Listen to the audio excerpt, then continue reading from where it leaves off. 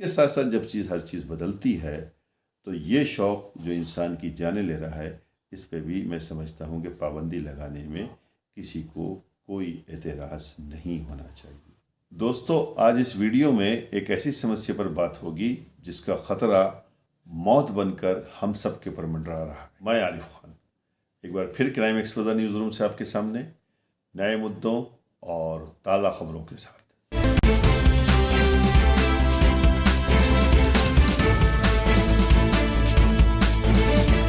हमारे देश में पतंगबाजी की परंपरा है।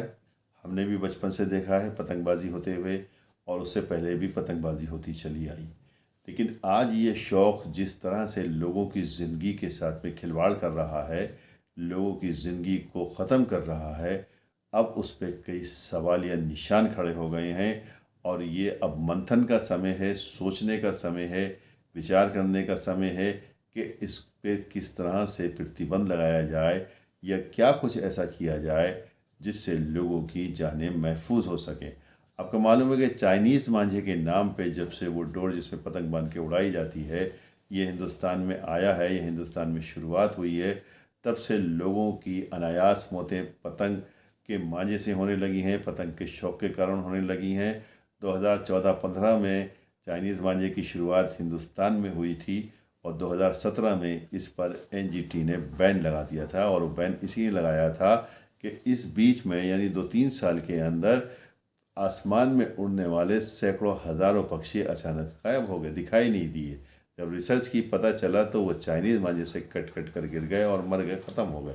बहरहाल वो तो पक्षियों तक बात थी, लेकिन उसी बीच में कितने लोगों के साथ में ऐसे हादसे हुए जिनकी नाक कटी, माथा कटा, भौं कटी, गाल कटा, जिस्म का यानी ऊपर के हिस्से का बहुत सी जगहों पे ज़ख्मी हुई। ज़ख्मी होकर लोग गिर गए, बेहोश हो गए, अस्पताल पहुँचे और बहुत से लोग उसी बीच में मर भी गए। और जो लोग बच गए यानी जिनकी गर्दनों के ऊपर से मांझा गुजरा, उसमें तो अधिक तक लोग मर गए और लोग जो बच गए वो बड़े खुशनसीब थे। तो बात इसी चर्चा को लेकर आज कर रहे हैं कि पतंगबाजी जो ये शौक़ है पतंगबाजी का, अब किस कदर घातक हो चुका है, किस कदर नुकसानदेह हो चुका है एक आम आदमी के लिए। अब इस शौक़ पर क्या प्रतिबंध लगेगा या किस तरह से इसको कंट्रोल किया जाएगा। आपने इस बार भी देखा है, अभी मकर संक्रांति कल ही गई है, 14 जनवरी को मकर संक्रांति का पर्व था। यहाँ पर अमित शाह जो हमारे होम मिनिस्टर हैं, उन्होंने भी जाके खुद पतंगबाजी करी। जबकि इस शौक़ के कारण जो मीडिया की खबरें आई हैं कि गुजरात क्षेत्र में ही कम से कम नहीं तो 6 लोगों की मौतें हुई हैं।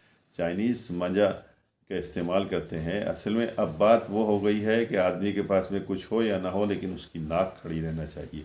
पहले पतंगबाजी का शौक़ होता था दिल बहलाने के लिए, हेल्थ के लिए, या कहते हैं आई साइट को उससे ज़्यादा ताकत मिलती है, इस चीज़ के लिए रहता था।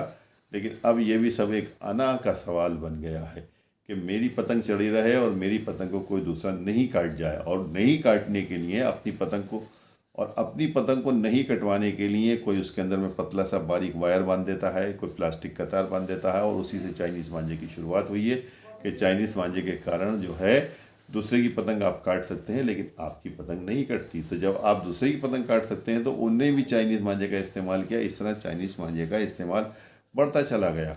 अब इसको जब से बैन लगाया गया है, 2017 से इस पर बैन लगाया गया है, पुलिस प्रशासन में शिकायतें आई जिस तरह से ये सब कुछ हुए, हादसे हुए, लोगों की मौतें हुई, तो पुलिस प्रशासन ने बंद कराने की कोशिश की। इसमें कोई शक नहीं है कि बराबर छापामारी ये सब कुछ होती रही। लेकिन अब कहाँ रखा है ये मांझा, किस जगह पे है, हर जगह तो पुलिस घुस नहीं सकती। जैसे उसे इंफॉर्मेशन मिलती है, कुछ मिलती है, वो अपनी कार्रवाई करती है। लेकिन उसके बावजूद भी ये मांझा उन लोगों के पास में पहुँच जाता है जो पतंग के शौकीन हैं। और आए दिन घटनाएँ होती रहती हैं। अभी कुछ दिन पहले आपने सुना होगा कि शाहजहाँपुर में उत्तर प्रदेश का एक सिपाही जब अपनी मोटरसाइकिल से ड्यूटी करने जा रहा था, वो भी उसकी चपेट में आ गया और तड़प तड़प कर उसने अपनी जान दे दी। जी हाँ, मैं उसी सिपाही की बात कर रहा हूँ जिसका नाम शाहरुख था और अमरोहा जनपद का रहने वाला था।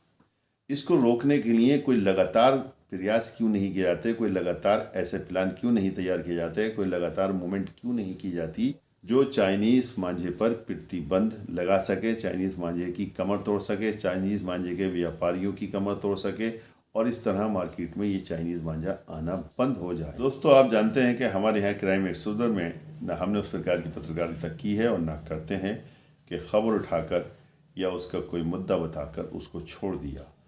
सवाल यह है कि हम इस संबंध में सवाल पूछते हैं, सरकार से सवाल पूछते हैं, शासन से सवाल पूछते हैं, जिम्मेदारों से सवाल पूछते हैं जो सत्ता में बैठे हुए हैं कि आखिर इस मसले का हल कैसे होगा। यहाँ भी हम वही सवाल पूछ रहे हैं कि 2015 से ये मांझा इस्तेमाल हो रहा है, 2025 चल रही है, अब तक सैकड़ों लोग ज़ख्मी हो गए हैं, कई लोगों की जानें चली गई हैं, हज़ारों पक्षी ख़त्म हो गए हैं। तो क्या ये मांझा बंद होगा? क्या इस मांझे को बंद करने के लिए सरकार के पास कोई ठोस रणनीति है?